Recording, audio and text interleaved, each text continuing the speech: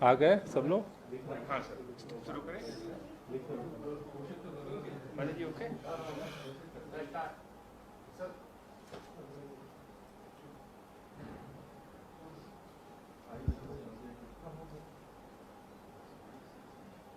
NCR में प्रदूषण की जो जाड़े में समस्या बढ़ती है, उस समस्या के समाधान के लिए आज केंद्रीय पर्यावरण मंत्रालय ने केंद्रीय मंत्री भूपेंद्र यादव जी की अध्यक्षता में आज दिल्ली, उत्तर प्रदेश, राजस्थान, हरियाणा और पंजाब के राज्यों की संयुक्त बैठक बुलाई थी, जो ऑनलाइन हुई, जिसमें केंद्रीय पर्यावरण मंत्री के साथ साथ एमएम कुट्टी, जो एयर क्वालिटी मैनेजमेंट कमीशन के चेयरमैन हैं, साथ ही साथ उत्तर प्रदेश, दिल्ली, हरियाणा, राजस्थान के पर्यावरण मंत्री और पंजाब के चीफ सेक्रेटरी बैठक में शामिल हुए थे, जिसमें अलग अलग राज्यों ने, केंद्र सरकार ने अपनी बात रखी है।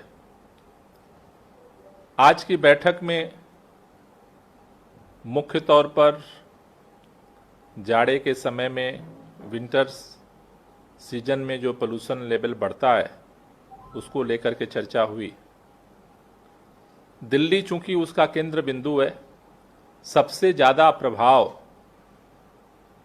नॉर्थ इंडिया के इलाके में जितनी गतिविधियां होती हैं, उन सबका सबसे ज़्यादा प्रभाव दिल्ली के ऊपर पड़ता है। यहाँ की भौगोलिक बनावट के कारण दिल्ली के अंदर जो प्रदूषण होता है, उसमें दिल्ली के अंदर जो प्रदूषण पैदा होता है उसकी भी हिस्सेदारी होती है, लेकिन उससे ज़्यादा दिल्ली के जो प्रदूषण लेवल बढ़ने का जो कारण है वो बाहर के प्रदूषण है। मैं इसलिए कह रहा हूं कि जैसे अभी पिछले एक हफ्ते से हम एयर क्वालिटी को मॉनिटर कर रहे हैं। अब अक्टूबर का महीना आने वाला है। सितंबर के महीने में 18 तारीख को PM10 का जो स्टेटस था 67 था, PM2.5 27 था। 19 सितंबर को PM10 85 था, PM2.5 35 था। 20 सितंबर को PM10 78 था, PM2.5 31 था। 21 सितंबर को PM10 81 था, PM2.5 31 था।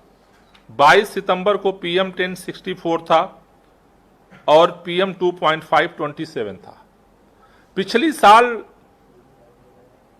जब मैं लगातार वार रूम से मॉनिटर कर रहा था PM10 और PM2.5 के इंडेक्स को कि किस तरह से उसका ग्राफ बढ़ रहा है, उसमें हमने बहुत सारी गतिविधियों के साथ साथ एक चीज को मॉनिटर किया कि पंजाब, हरियाणा, नेबरिंग स्टेट में पराली जलने की घटनाएं ज्यों बढ़नी शुरू होती हैं, दिल्ली के PM10 और PM2.5 का जो ग्राफ है वो भी बढ़ता जाता है। और मैं आपसे भी निवेदन करना चाहता हूं कि आज का मैंने स्टेटस बताया है, आप इसको जब क्लोज मॉनिटर करोगे तो आपको ये चीजें पिछले साल का जो हमने एनालिसिस किया है वो इसी तरह से दर्शाती हैं। इसलिए आज की बैठक में खास तौर से मैंने सभी राज्य सरकारों से, केंद्र सरकार से हमने एक ही अपील की है, सबसे जो पहली, कि पराली की समस्या को जड़ से समाधान के लिए इमरजेंसी मेजर के तौर पर सभी सरकारें बायो डीकंपोजर, जो सॉल्यूशन फॉर पराली पोल्यूशन है, उसका युद्ध स्तर पे छिड़काव करने की तैयारी करें। पंजाब ने, हरियाणा ने, उत्तर प्रदेश ने, कई सरकारों ने आज मीटिंग में यह बताया कि वो बायो डीकंपोजर के उपयोग का निर्णय ले रहे हैं, लेकिन कई जगह से हमें ये सूचना मिली है कि वो कैप्सूल खरीद करके किसानों में कैप्सूल बांटने की योजना बना रहे हैं। मैं मीटिंग में भी मैंने निवेदन किया और आपके माध्यम से पुनः निवेदन करना चाहता हूं कि किसानों को कैप्सूल बांटने से केवल ये काम जमीन पे नहीं उतर पाएगा। दिल्ली के अंदर भी ये काम नहीं हो पाता अगर सरकार ये जिम्मेदारी अपने हाथ में नहीं लेती। कृषि विभाग के अधिकारी हर डिस्ट्रिक्ट के अंदर है, जैसे दिल्ली के अंदर 3 जिलों में कृषि विभाग के अधिकारी काम करते हैं जहां खेती होती है, तो हमने हर जिले के कृषि अधिकारी की टीम को जिम्मेदारी दी है। हम कैप्सूल लेकर के उसका घोल खुद तैयार कर रहे हैं, जो उसकी प्रॉपर विधि है उस तरह से, और उसको तैयार करने के बाद किसानों में उसके खेत में ले जा करके छिड़काव करने तक की सारी जिम्मेदारी सरकार अपने हाथ में ले रही है। अगर केवल कैप्सूल बांट दिया जाएगा तो उस घोल बांट दिया जाएगा तो उससे जिस जिम्मेदारी के साथ इमरजेंसी लेवल पे इस काम को करने की जरूरत है वो काम जमीन पे इंप्लीमेंट नहीं हो पाएगा। इसलिए सरकारों को आगे बढ़ करके और इसको काम करने की जरूरत है। लागत की जहां तक बात है, लागत लगभग जो दिल्ली के अंदर हम कैप्सूल खरीदने से लेकर के और छिड़काव तक का जो हम प्रोसेस कर रहे हैं, पिछली बार जो किया और इस बार का भी लागत का अनुमान है, लगभग 1000 रुपए प्रति एकड़ लागत आ रही है, बनाने से लेकर के और उसके खेत में छिड़काव करने तक की सरकार की लागत है। आज हमें हरियाणा के पर्यावरण मंत्री, जो खुद हरियाणा के मुख्यमंत्री हैं, खट्टर साहब भी मीटिंग में थे, उन्होंने हमें बताया कि वो 1000 रुपए जो लोग पराली नहीं जलाएंगे उनको इंसेंटिव घोषित किए हैं।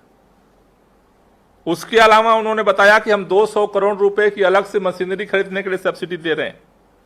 मुझे लगता है कि इतना पैसा खर्च करने की जरूरत नहीं है। केवल जो 1000 रुपए वो इंसेंटिव घोषित किए हैं, केवल उतना ही को इंप्लीमेंट कर दिया जाए, पराली का घोल तैयार करके छिड़काव कर दिया जाए, तो इस पराली की समस्या से हरियाणा मुक्त हो सकता है, पंजाब मुक्त हो सकता है। तो पराली के नाम पर अभी सरकारें जितना पैसा खर्च कर रही हैं, उसके 1/4 पैसे में ही इस घोल को तैयार करके बायोडिकम्पोजर के, और सरकार कृषि विभाग के अधिकारियों के माध्यम से हर खेत तक छिड़काव कर सकती है। और अगर यह काम नहीं किया जाता है तो मुझे लगता है कि इस बार भी पराली की समस्या से दिल्ली को और पूरे नॉर्थ इंडिया को कहीं ना कहीं पराली की समस्या को झेलना पड़ेगा। इसलिए आज मैंने बैठक में सभी लोगों से यह निवेदन किया कि इसको इमरजेंसी के एक मॉडल के तौर पर लिया जाए और इसको लेकर के सरकारें, अभी समय है और इसको त्वरित रूप से काम करें। दूसरा, दिल्ली के अंदर पब्लिक ट्रांसपोर्ट सीएनजी पे चलता है, पब्लिक ट्रांसपोर्ट सारा सीएनजी पर है। हमने आज बैठक में निवेदन किया है केंद्रीय मंत्री जी से कि एनसीआर के अंदर जितना पब्लिक ट्रांसपोर्ट है उसको भी सीएनजी पे किया जाए, क्योंकि दिल्ली में सीएनजी से चलेगा और बाहर से सारा जो गाड़ियां, जो पब्लिक ट्रांसपोर्ट यहाँ भी आता जाता है, सारा अगर डीजल पे रहेगा तो फिर ये सारा एफर्ट दिल्ली का जो है वो कहीं ना कहीं उससे प्रभावित हो रहा है। तो दूसरा जो प्रस्ताव बैठक में हमने रखा है सबके सामने कि सीएनजी पब्लिक ट्रांसपोर्ट को एनसीआर के अंदर भी सीएनजी के ऊपर ट्रांसफर किया जाए, जिससे कि उससे जो पोल्यूशन पैदा होता है, व्हीकल पोल्यूशन, उसको रोका जा सके। तीसरा जो प्रस्ताव हमने संयुक्त बैठक में रखा है कि दिल्ली के अंदर जितनी इस तरह की औद्योगिक इकाइयां थीं जो पोल्यूटेड फ्यूल से चल रही थीं, 100% हमने उसे पीएनजी में कन्वर्ट कर दिया है। अन्य राज्यों को भी ये टारगेट दिया गया है, लेकिन वहां पर जिस तरह से क्लोज मॉनिटरिंग हो करके और इकाइयों के ट्रांसफर करने का जो काम है वो काफी ढीला चल रहा है। तो हमने ये निवेदन किया है कि इसको त्वरित गति से किया जाए, जिससे कि औद्योगिक इकाइयों से जो पोल्यूशन है उसको रोका जा सकता है। अगला पॉइंट जो हमने मीटिंग में रखा है थर्मल पावर प्लांट का। दिल्ली के अंदर 2 थर्मल पावर प्लांट थे जो कोयले से चलते थे, दिल्ली ने बंद किया, लेकिन अभी भी दिल्ली के सराउंडिंग स्टेट में ना तो नई तकनीकी लगाई गई और न उसे बंद किया जा रहा है। तो हमने निवेदन किया है कि इस बार कम से कम हर साल वो छूट लेते हैं और आगे बढ़ जाते हैं, पेनाल्टी लगाई जाती है और आगे बढ़ जाते हैं। पेनाल्टी लगाना समाधान नहीं है, या तो नई टेक्नोलॉजी में कन्वर्ट किया जाए या उसे बंद किया जाए, क्योंकि वो जो जहरीली गैस है वो सबसे ज़्यादा खतरनाक मानी जाती है एयर पोल्यूशन के लिए। साथ ही साथ ईंट भट्ठों की बात भी हमने उठाई है। हरियाणा ने बोला है कि वो जिग जैग टेक्नोलॉजी पे वो काम कर रहे हैं, उत्तर प्रदेश में भी, लेकिन बहुत ही कम यूनिट जिग जैग टेक्नोलॉजी पे आई है जिसको साइंटिस्टों ने रिकमेंड किया है। तो उस पर कार्रवाई अगर नहीं होती है तो फिर वो उसका जो पोल्यूशन है वो भी विंटर में दिल्ली के लोगों को और नॉर्थ इंडिया के लोगों को झेलना पड़ेगा। साथ ही साथ हमने ये प्रस्ताव रखा है आज की बैठक में कि जो जेन सेट है, दिल्ली में तो 24 घंटे बिजली उपलब्ध होने के कारण जेन सेट की उपयोगिता वैसे भी कम हो गई है, लेकिन दिल्ली ने अभी एक नई टेक्नोलॉजी आई है कि जिसको उसमें सेट करने से उसकी जो प्रदूषण उत्सर्जन की क्षमता है कम हो जाती है।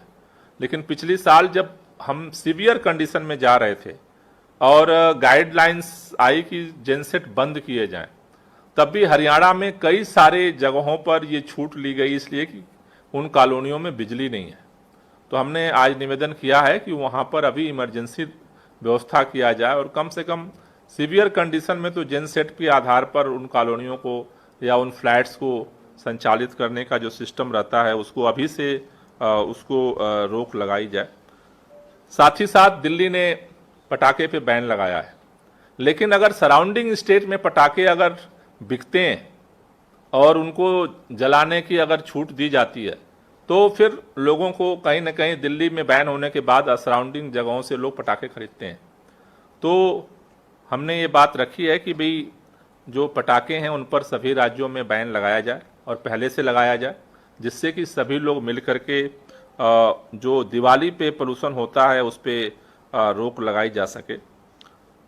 एक प्रस्ताव हमने और रखा है कि जिस तरह से उत्तर प्रदेश है, उत्तर प्रदेश के सारे जो मुख्य अधिकारी हैं, मंत्री हैं, वो लखनऊ में बैठते हैं, लेकिन सबसे ज़्यादा जो उत्तर प्रदेश का पोल्यूशन, खासतौर से डस्ट पोल्यूशन और इंडस्ट्रियल पोल्यूशन है, वो दिल्ली से सटे हुए पश्चिमी उत्तर प्रदेश के इलाके में। उसी तरह से हरियाणा का जो सारा अधिकारियों का अमला है वो चंडीगढ़ में बैठता है, लेकिन जो पोल्यूशन के सारे जो हॉट स्पॉट हैं वो दिल्ली के सराउंडिंग में है। तो हमने ये प्रस्ताव रखा है कि इन इलाकों के लिए एक टास्क फोर्स वहाँ की सरकार गठित करे जो ग्राउंड पे एक्शन ले सकें और ग्राउंड पे विजिट कर सकें, जिससे कि इन चीज़ों को खास तौर से कंट्रोल करने में सहायता मिल सके, फोकस तरीके से वो काम कर सकें। और जैसे दिल्ली ने अपना हॉट स्पॉट डिसाइड किया है और वहाँ पर हम अलग से टीम लगा करके फोकस काम करते हैं, इन जगहों पे भी हॉट स्पॉट को डिसाइड किया जाए और उसके लिए स्पेशल टास्क फोर्स गठित करके वहाँ पर काम शुरू किया जाए। इससे मुझे लगता है कि खासतौर से एनसीआर के अंदर जो डस्ट पोल्यूशन है, जो कंस्ट्रक्शन का चारों तरफ काम चल रहा है, उस डस्ट पोल्यूशन को कंट्रोल करने में मदद मिल पाएगी। इसके साथ साथ हमने तीन प्रस्ताव और आज की बैठक में हमने रखा। एक कि इलेक्ट्रिक वाहन पॉलिसी को सराउंडिंग स्टेट भी अडॉप्ट करें, क्योंकि उसके अगर आगे बढ़ना है तो सभी लोगों को साथ आगे बढ़ना पड़ेगा। एयर क्वालिटी मैनेजमेंट कमीशन ने भी सबको लिखा है, लेकिन उसके लिए अगर जब तक पॉलिसी नहीं बनती है तब तक वो कुछ एडहॉक मैनेजमेंट होगा। दिल्ली ने जो किया है उसका रिस्पांस काफ़ी पॉजिटिव दिख रहा है। तीसरा, जो हमने ट्री ट्रांसप्लांटेशन पॉलिसी अडॉप्ट किया है, उसका प्रस्ताव भी हमने इस ज्वाइंट मीटिंग में रखा है कि सभी राज्यों के अंदर अगर इस तरफ की तरफ हम लोग बढ़ें तो उसका भी हमें फ़ायदा होगा। और आखिर में जो हमने पिछले साल व्हीकल पोल्यूशन के लिए रेड लाइट ऑन गाड़ी ऑफ कैंपेन किया था, मुझे लगता है कि अगर दिल्ली के साथ साथ जो इसके एडजॉइनिंग जितने सिटीज़ हैं, अगर इन पे भी रेड लाइट ऑन गाड़ी ऑफ कैंपेन किया जाता है तो मुझे लगता है कि इससे भी हम लोग व्हीकल पोल्यूशन को कम करने में हमें मदद मिलेगी। तो मुख्य तौर पर सभी स्टेट्स ने आज की बैठक में अपने अपनी बात रखी है। दिल्ली की तरफ से हमने ये मुख्य बिंदु इस बैठक में हमने उठाए।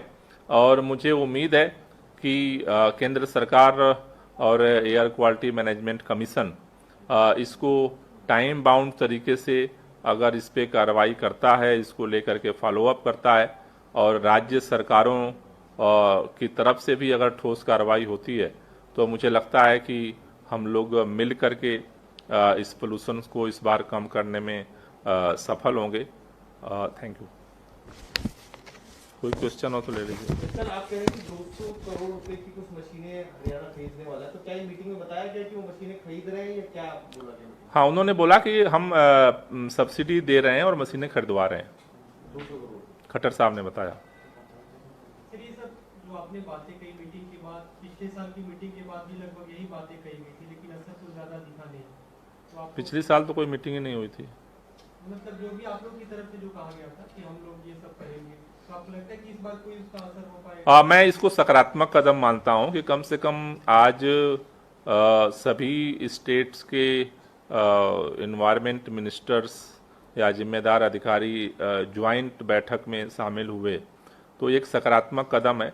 और मुझे लगता है कि इस पर आज की बैठक के बाद सभी स्टेट अपने पहलकदमियों को और तेज करेंगे।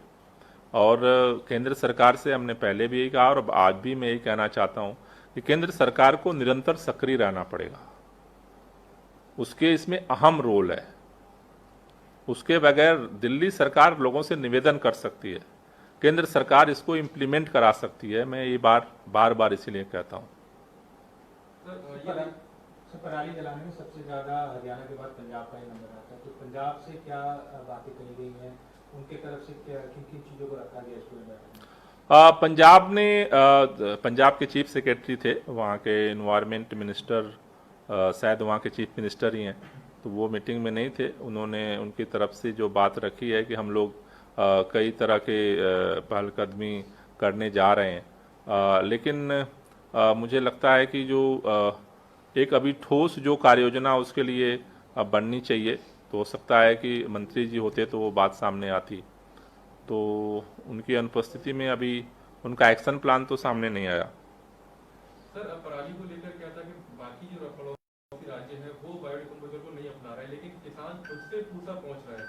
करनाल के कुछ किसान अभी 2-3 दिन पहले पहुंचे थे, उसकी जानकारी वो उसको क्या जानना चाहते हैं। तो क्या ऐसे कुछ आप लोग कुछ एनजीओ के साथ मिलकर आसपास के राज्यों में कुछ ऐसी टीम भेज रहे हैं? देखिए, मेरे ख्याल से ये कुछ से काम नहीं हो सकता है। और जिस तरह से आज राज्य सरकारों ने जो बताया कि वो पराली को लेकर के कुछ करने के लिए बायोडिकम्पोजर के प्रयोग के लिए तैयार हैं, तो पिछली साल जब हमने एक्सपेरिमेंट किया था उसके बाद भी हमने राज्य सरकारों से बात की थी और वहाँ के अधिकारी यहाँ पर देखने भी आए थे, लेकिन उनके मन में अलग अलग तरह की बातें थीं। फिर थर्ड पार्टी ऑडिट हुई। मुझे लगता है कि